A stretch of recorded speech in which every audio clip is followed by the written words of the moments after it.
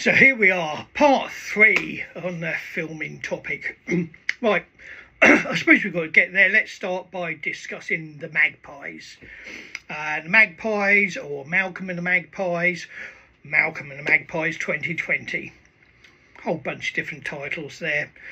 Mainly just people abbreviating it from the Malcolm and the Magpies 2020. If you haven't seen it, Malcolm and the Magpies 2020. So Malcolm and the Magpies, although it's called Malcolm and the Magpies 2020, it actually started in about 2018. And it was it started from a script I had called Gold Bars and Jaguars, which was a serious feature film script based around the Brink's-Mat robbery. And I wanted to do a pilot clip up to promote it. That's what started it all, so I had to think back then. And anyway, we got these bunch of people together, and I don't know where to this day it all went wrong, all went right, but it suddenly changed. It literally, we were there, we went down to film one thing, and there was no script for Malcolm and the Magpies made or anything. We just went down there and we started filming, and I think it was Jez Anderson. And he said to me, he said, God, this make a really good comedy script, wouldn't it, about a couple of spoof gangsters. And that night we went down there, I think we were originally going to do 2 days filming. But no, well, I think it was one day actually. I think we were trying to do it in one day. We went down the night before, and then we were going to do the following day. Now, the main film clip that we filmed then, that was for, which was going to be for Gold Bars and Jaguars, was the scene that you watch with Ox and Spud sitting together in this room discussing Malcolm. And Jerry Anderson pulls out this knife, flick knife, and it turns out to be a comb. And that was the first scene. And that was going to be, we weren't really going to do a whole lot more. It was to get that done and then promote it for, you know, one of the scenes out of Gold Bars and Jaguars.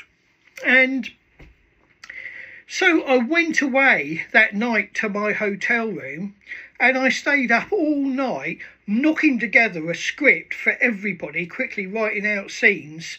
And so the following day we went there, and so much of it was short notice. I was on the phone to my mate Diz, who lives in Wellington in Somerset, because we were filming down at Exeter in Devon.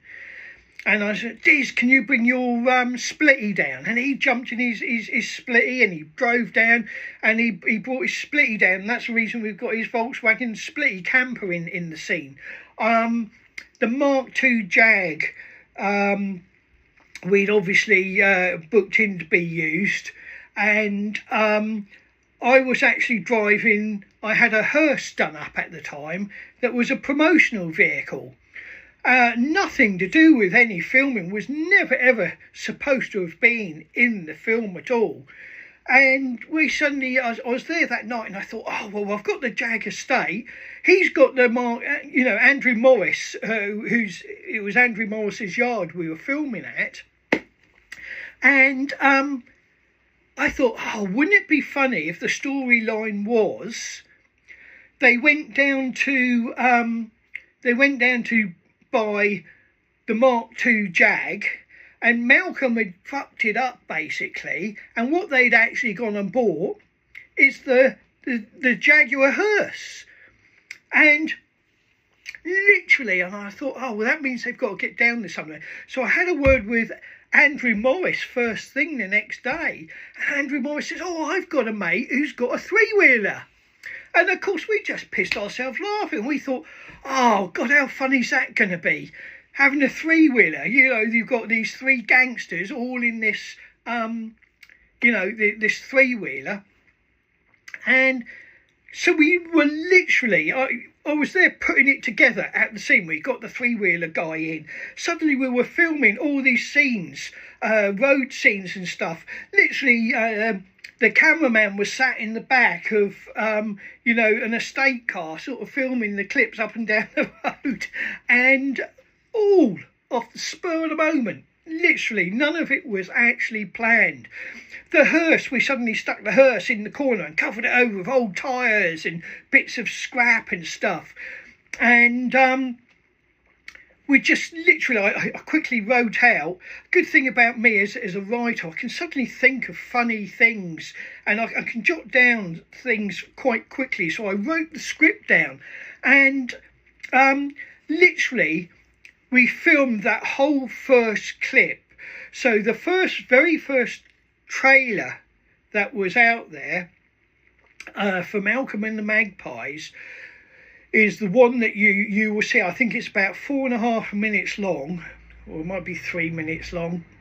And that's the one where you see Malcolm getting chased across the field by the girl in the gym clothes, where you've got the scene of Ox and Spud in the room where he pulls out the blade, which turns out to be the comb.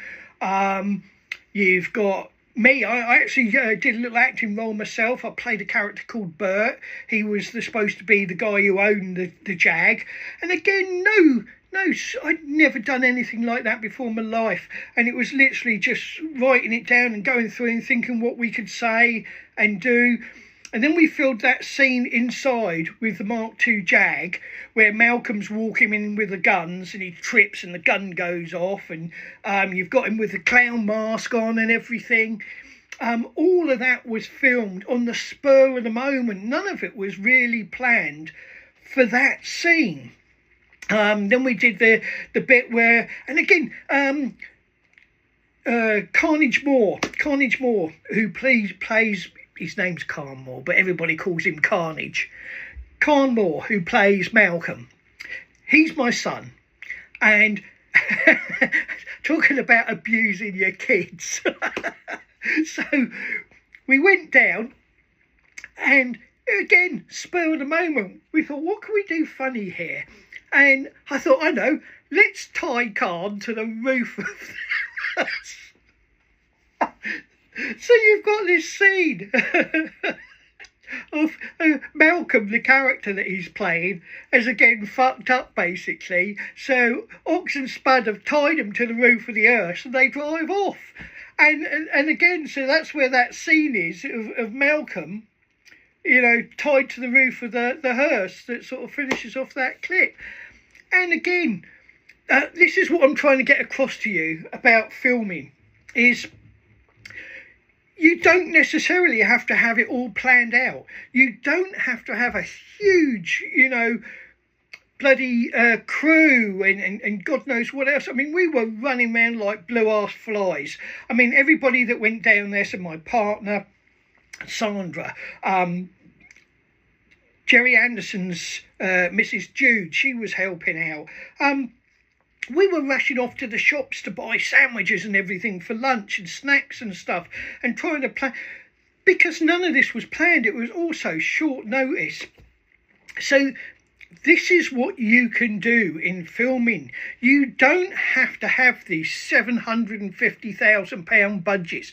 You don't have to have £1.5 million fucking £100 bloody billion budgets. You can film on the loose change out your pocket virtually, and even more so today. Now we have got things like the iPhone and the bits, the attachments you can get, and the software like Beastcam, So thanks for watching this. I'll go into a bit more detail about the Magpies next time, but I've hoped you've enjoyed this and it's given you a bit more of an insight into Malcolm and the Magpies. 2020. Bye for now.